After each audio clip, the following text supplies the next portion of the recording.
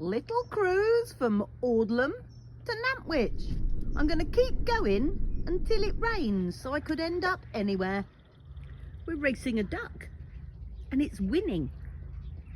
It's a bit sad.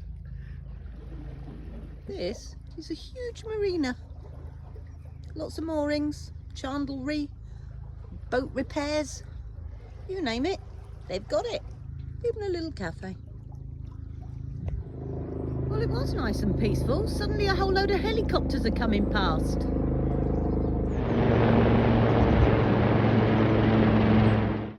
That's more like it.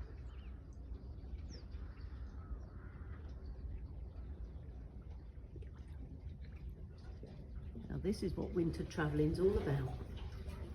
Gorgeous.